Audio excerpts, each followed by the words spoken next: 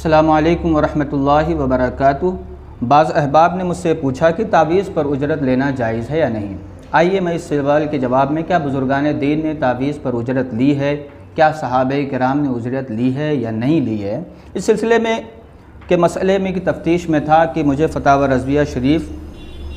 میں یہ مسئلہ مل گیا۔ میرے پاس ابھی جو موجود ہے فتاوی رضویہ شریف کی 8ویں جلد رضا اکیڈمی سے مطبوع ہے، پرانی والی قدیم جلدوں میں سے جو 12 جلدوں میں چھپی ہے وہ میرے پاس موجود ہے۔ اس کا صفحہ نمبر ہے 182۔ اس میں یہ مسئلہ لکھا ہوا ہے۔ سوال یہ ہے کہ کیا فرماتے ہیں علماء دین و مفتیان شرع متین اس مسئلے میں کہ کوئی شخص اگر کسی مقدمے کے اندر گرفتار ہو کر کسی دوسرے شخص سے اپنی حالت کے واسطے دعا کروائے اور بھی اس دعا خواں کو کچھ روپیہ چاہیے یا نہیں، ان روپیوں کو لینا حلال ہے یا نہیں۔ یہ سوال میں ہے کہ اگر کوئی شخص گرفتار ہو گیا ہے، پریشانی میں ہو گیا ہے اور وہ دعا کرانے کے لیے کسی دعا خواں کے پاس پہنچا ہے تو اسے روپیہ دینا جائز ہے یا نہیں، اور اگر اس نے دے دیا یا اس نے مانگ لیا تو اس کا لینا جائز ہے یا نہیں ہے۔ اعلیٰ حضرت رحمۃ اللہ کے جواب میں فرماتے ہیں حلال ہے۔ اگر کچھ نہ دینے کا ذکر آیا، نہ عرف و رواج کی راہ سے معاوضہ ثابت تھا، یوں ہی بطور حسن سلوک اسے کچھ دے دیا جب تو ظاہر ہے کہ اسے لینے میں کوئی اصلاً حرج نہیں ہے۔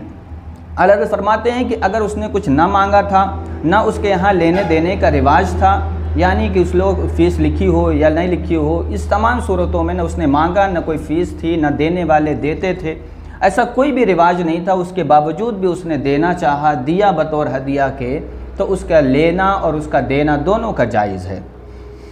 اعلیٰ حضرت رحمۃ اللہ نے اس کے آگے فرماتے ہیں یہاں تک کہ اگر کوئی شخص کسی نمازی کو نماز عمدہ طور پر پڑھتے دیکھے، اس کا دل خوش ہو، کچھ روپیہ بطور نذر یا ہدیہ یا انعام کے دے اسے، تو اس کے لینے میں کوئی مذائقہ نہیں ہے کہ یہ اجرت سے اصلاً تعلق نہیں رکھتا ہے بلکہ یہ ہدیہ کہلاتا ہے۔ اور اگر باہم قرار ہو گیا، یعنی کہ وہ طے کر لے کہ اتنا روپیہ لوں گا دعا کرنے کے لیے، تعویذ لکھنے کے لیے یا اس کے لیے وظیفہ پڑھنے کے لیے، اگر باہم قرار ہو لیا کہ ہمارے مقدمے کے لیے فلاں ختم پڑھو اور وقت و اجرت وغیرہ کی صحیح تعین کر دی جس سے اجارے میں جہالت نہ رہے، تو یہاں یہ بھی حلال ہے کہ اس میں ثواب مقصود نہیں ہے، اس فلاں ختم سے، فلاں وظیفے سے اس میں کیا ہے، ثواب کا حاصل کرنا مقصود نہیں ہے، بلکہ قضائے حاجات کی تدبیر و علاج مقصود ہے، اس لیے یہ بھی جائز ہے۔ تو یہ اس طرح ہوا، اللہ فرماتے ہیں تو یہ اس طرح ہوا جیسے مریض پر پڑھ کر پھونکنے کی اجرت لے، اور اس کا جواب صحیح حدیث سے ثابت ہے۔ صحیح حدیث کیا ہے؟ صحابہ کرام رضی اللہ تعالی عنہم ایک گاؤں میں ٹھہرے، وہاں کے لوگوں نے برخلاف عادت عرب مہمانی نہ دی، رئیس دیہ کو سانپ نے کاٹ لیا، لوگ صحابہ کرام کے پاس آئے، انہوں نے 100 دمبے ٹھہرا لیے، سورہ فاتحہ پڑھ کر کے دم کر دی، اچھا بھی ہو گیا۔ پھر صحابہ کو خیال آیا کہ کہیں یہ قرآن مجید پر اجرت لینا نہ ہو گیا ہو، ان بکریوں کو نہ کھایا۔ جب مدینہ طیبہ حاضر ہوئے، حضور اقدس صلی اللہ تعالیٰ علیہ وسلم سے عرض حال کیا، حضور نے اجازت عطا فرما دی، اور یہ حدیث بخاری میں ہے اور ابن عباس رضی اللہ تعالیٰ عنہ سے مروی ہے۔ یعنی صحابہ کرام ایک گاؤں میں گئے، ان لوگوں نے مہمان نوازی ان کی نہیں کی، مہمان ہی نہیں ٹھہرایا، تو قوم کا جو سردار تھا اس گاؤں کا، اس کو سانپ نے کاٹ لیا، وہ لوگ مجبور ہوئے کہ اس کا علاج کرنے کے لیے کس کے پاس جائیں، صحابہ کرام کے پاس آئے۔ صحابہ کرام نے کہا ہم علاج تو کریں گے مگر اس کے عوض اب 100 دمبے لیں گے،